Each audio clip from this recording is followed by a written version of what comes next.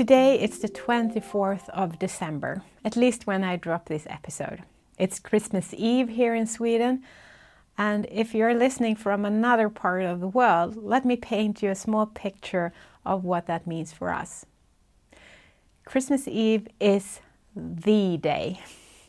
This is when we exchange presents, sits down to our Christmas table filled with traditional food, and at exactly 3 p.m., a large part of the Swedish population turns on the television to watch Donald Duck and his friends.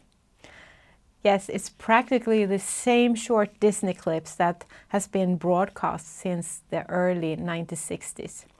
Everyone knows the lines, everyone knows what will happen next. There is something deeply comforting about that familiarity. We are a fairly tradition-loving nation in that sense, and honestly, I think that can be a quite beautiful thing.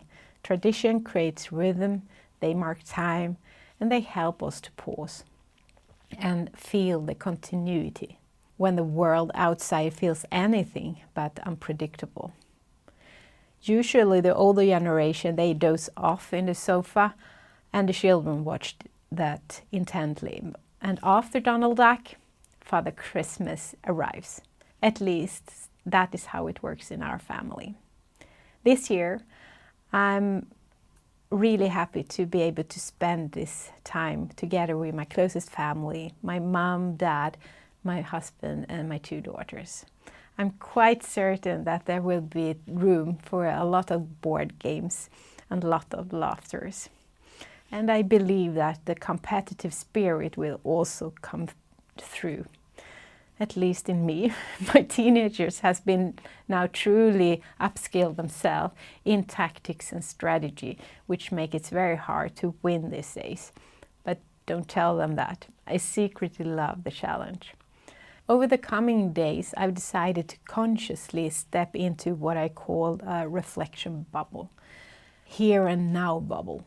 I'm taking time off from my usual work talks, not to escape, but to create space, because rest and disconnection are often exactly what allows new thoughts to emerge.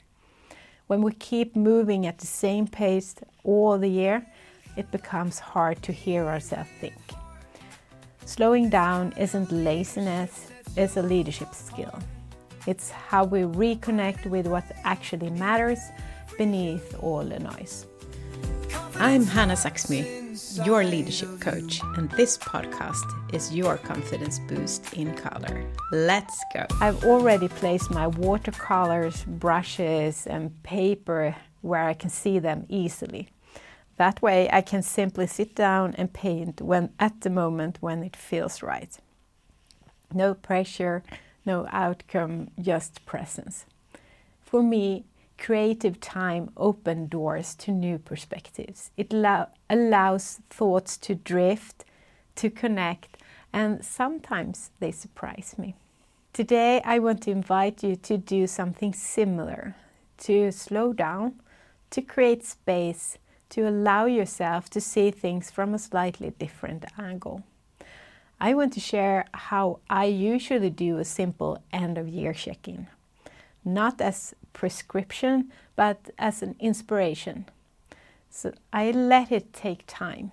Sometimes I work with one question per day. Maybe during a walk outside, maybe sitting in my favorite armchair with a notebook and a cup of tea. What matters is not how you do it, but that you allow yourself to listen, to notice what wants your attention, rather than pushing straight past it. I always write down what I come to. Writing helps things to land. It turns vague thoughts into something tangible. It makes it easy to take new steps later. So let me gently encourage you. Don't rush this process. Allow it to unfold. There are so much learning in this. Learning you can carry forward with you long after the holidays are over. I often begin with gratitude. Last week, I spoke about answering the sentence, "This is what I'm grateful for." Now I invite you to do this for the whole year. What are you grateful for about the year that has passed? Take your time. Don't rush through it. Let the list grow. Write down at least 3 things, but allow yourself to go further if you want. Sometimes gratitude shows up in the big moments. Other times it's found in those small, quiet ones. Conversations, supports, moments of courage, or simply getting through something that was hard. Gratitude has a way of softening us. It creates a grounding moment for what comes next. You might even bring this question into the conversation around the dinner table or when you meet friends during the holidays. Gratitude has a way of opening deeper, warmer conversations. Next, I reflect on what I'm proud of. What have you done this year that deserves to be acknowledged? It might be results or milestones. It might be how you acted in a difficult situation. It might be a brave decision you made and followed through on, even when it felt uncomfortable. Many of us are quick to move on to the next task without pausing to recognize what we actually done.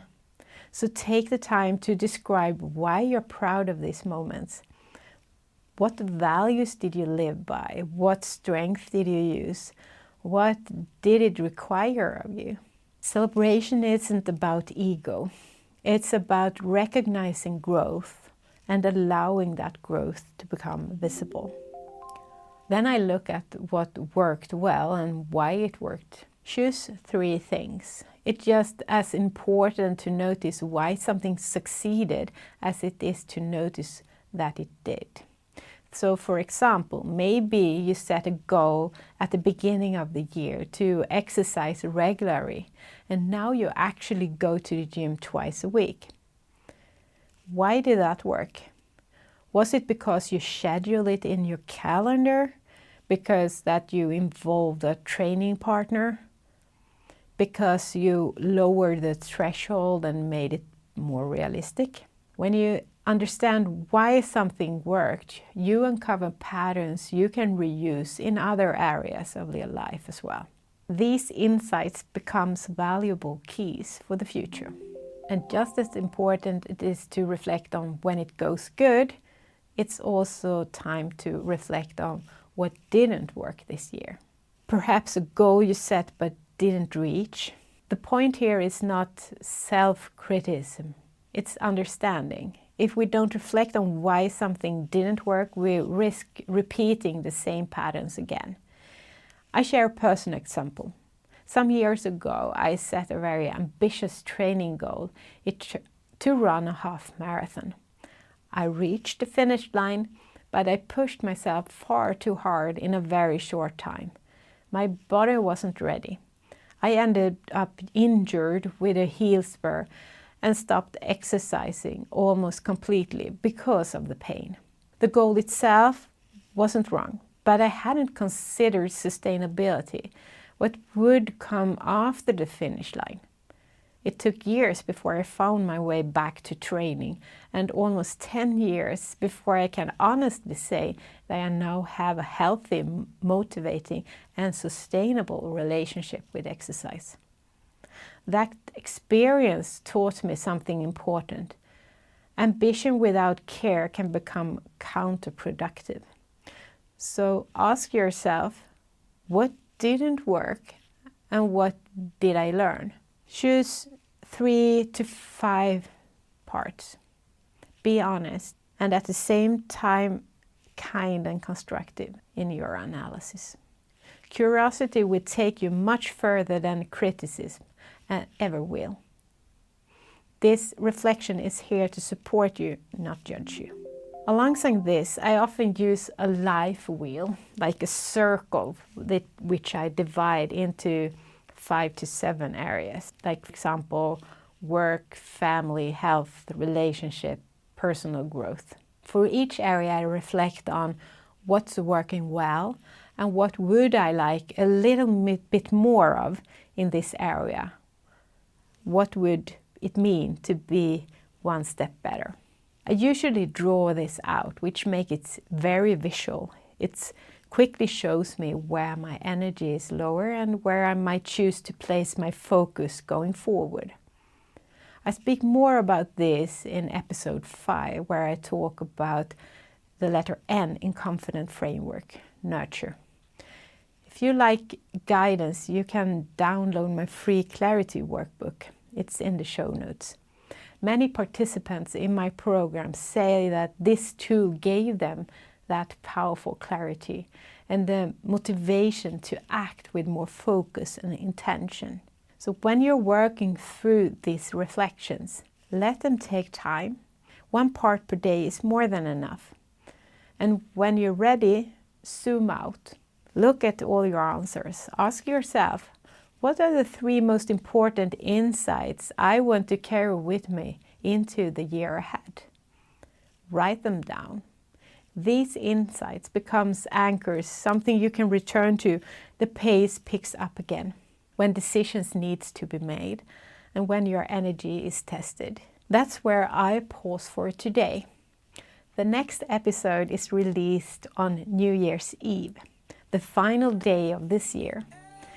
Then we will move into setting direction and building momentum for 2026. What you've done here will give you a real advantage going forward. So take the time, it will be worth it. And before we part today, if this episode resonated with you, I love for you to follow the podcast.